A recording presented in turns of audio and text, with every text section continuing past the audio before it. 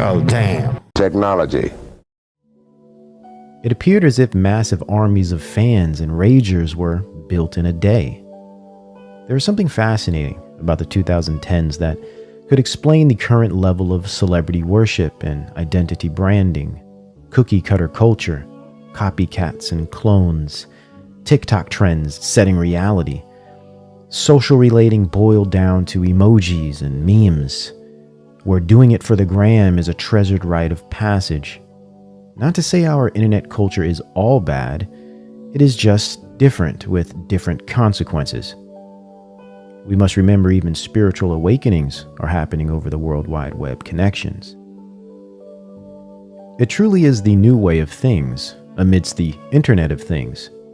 Yet the 2010s provided a new corner of creativity that spawned an entire new era and new generation. IOMT. We can call it the Internet of Musical Things. If the Internet of Things is described by the data-driven and digitally connected world of things or physical objects integrated into the Internet, then IOMT represents the moment music production, instruments, and communication became an integral part, especially with regard to culture.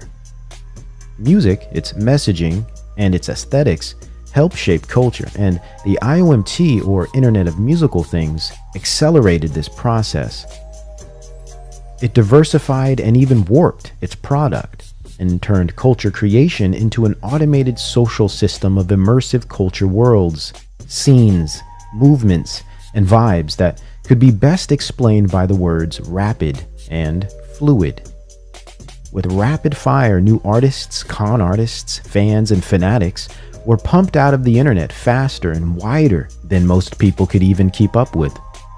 The birth of the moment began in late 2009 at the height of two significant websites, SoundCloud and MySpace, and reached its maturity in 2010. The Internet of Musical Things describes the convergence of new technologies, people, and the internet during the 2010s that produced not only new types of music, but completely new and foreign representations of culture, communication, expression, and identity. This era literally created new types of people, unlike any generation prior. A meta-world culture of internet kids, setting the stage for what is to come later, the virtual world culture within the metaverse. By 2010, we witnessed new technology, new people, and a new social environment. The new technology provided new forms of musical production and productivity. New people provided new artists and audiences, whilst the internet provided the digital ecosystem that we all would inhabit. Technology. Technologically, the music scene broadened due to the new access everyday people had to production tools. This new access came in the form of higher internet speeds and broadened Wi-Fi networks, better computer processing in laptops, and of course affordable and sometimes free, new and improved DAWs, or simply computer editing software. There also was a growth in an analog to digital integration, MIDI instruments, and multifaceted communication. Lastly, and possibly most important, this was the period the iPhone became not only more common, but experienced an upgrade in functionality with its 3GS model, setting the tone and precedent for precisely what we are experiencing today via our modern application-based experience.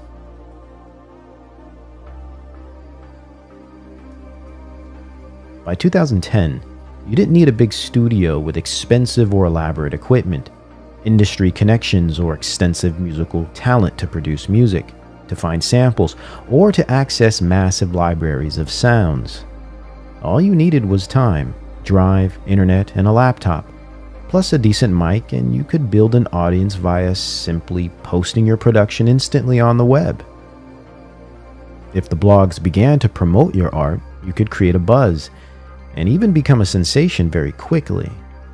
Though the other side was, you could be also very quickly buried in the black hole of internet sensation wannabes, since The access to content and production sources was extremely vast. Standing out was difficult, if not nearly impossible, unless one had helping hands and connections as assistants. This brings us to the next facet of the Internet of Musical Things, the birth of massive social media communities and the blogosphere. The disruptive digital environments that uprooted the traditional recording industry and transformed what it means and requires to be an artist.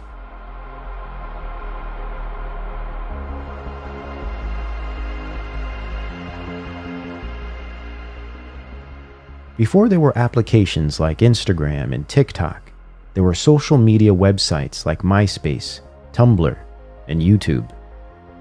Social media provided massive new audiences for creatives, but it also united like-minded people of related interests, echo chambers if you will, globally, instantly, and infinitely.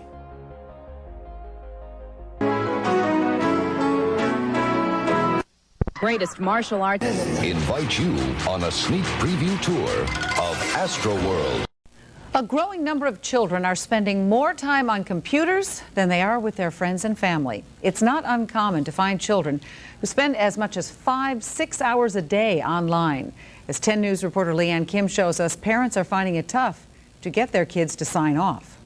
The data-driven information age had caused a cultural and social shift unlike any in the history of human civilization. Between 2010 and 2013, the new digitized cultural ecosystem was born. This outburst of converging technology, people, and information had an immense impact on the music industry, music production, and music as networks of subgenre scenes and waves. Micro-communities of aesthetics and vibes began to pop up everywhere. A gloriously new and strange and very postmodern mixture of retro imagery and futuristic appeal transformed the internet, and in the process transformed music. Mashup, meta-genre soundscapes and subcultures began to form identity groups in pockets of the internet. During this period, we began to witness the integration of genre, mainly a mashing of goth, punk, metal, hip-hop, techno, and R&B. A new revival of analog sounds and equipment, distortion and lo-fi atmospheres mixed with synths and 808 bass, as nostalgia graced the screens of millions across the earth. From this mashup would come new genres like chillwave, vaporwave, witch house, and hypnagogic pop varieties. Big names of the era and leaders of this new age movement in music were Ariel Pink's Haunted Graffiti, Crystal Castles, Chuck Person, James Ferraro, Little B, and later figures like Space Ghost Perp and Young Lean. This new wave of technologically induced sound could not have survived without social media application and support. The power button was pushed with the success of the website SoundCloud.com. Launched in 2008, SoundCloud amassed 1 million users by 2010, and the rest is history. The site is responsible for launching the careers of some of the most popular musicians today. Others like Bandcamp and Last.fm.com also helped facilitate this burgeoning creative digital renaissance of the 2010s. Once the technology was advanced enough to make anyone and everyone a potential artist, SoundCloud provided the platform that would allow anyone and everyone the opportunity to display their artistic creations to the world. Business has gone from an overwhelmingly physical business 10 years ago, and really that's sort of the cue was the advent of iTunes, which is now 10 years old, to now an overwhelmingly digital business. And what's changed, I think, for us is, digital was always perceived as a threat initially, and it certainly devastated the business. And the business hasn't fully recovered, but it's changed. What we provide, and again, this is where the business has changed somewhat, is we can globalise you very quickly. We can scale you very quickly. But frankly, I won't sign an act now unless they've got some kind of digital footprint. MySpace, Tumblr, YouTube, and later Instagram would provide the social communities that would self-build massive movements and turn nobodies into icons. It is this movement that brought the world artists like Travis Scott. Just add in billion-dollar corporate backing, consecutive blog exposure by big dogs like Earmilk, Ill Roots, and On Smash, and well, you get La Flame. By 2013, Travis Scott had relished the rich and dense informational mishmash of culture, sound, and aesthetics, absorbing the density and projecting it out to the world from the offices of stiff corporate buildings. Not only new artists were created during this era, but new faithful and finicky audiences as well. A new era of internet kids with a deeply symbolic culture of image-based, vibe-heavy, self-referencing meta-worlds. It's all about the rage and just the vibe and expression. Precisely the information age blip culture Toffler described in his 1980s book, The Third Wave, where culture is experienced in blips and pulses of rich text, symbolism, and media content bereft of meaningful depth or history.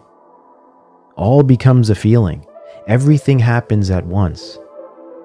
Eternal presence, a vibe amongst vibes, seeking the vibrational for feeling's sake.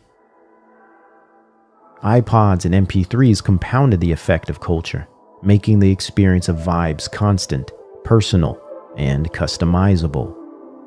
Information was endless and was with you, on you, in your ears and heart at all times, such that it merged with identity and reshaped not just the way we listen to music and make music, but malformed the way in which we connect to it, blurring the line between the me, the I, and the music.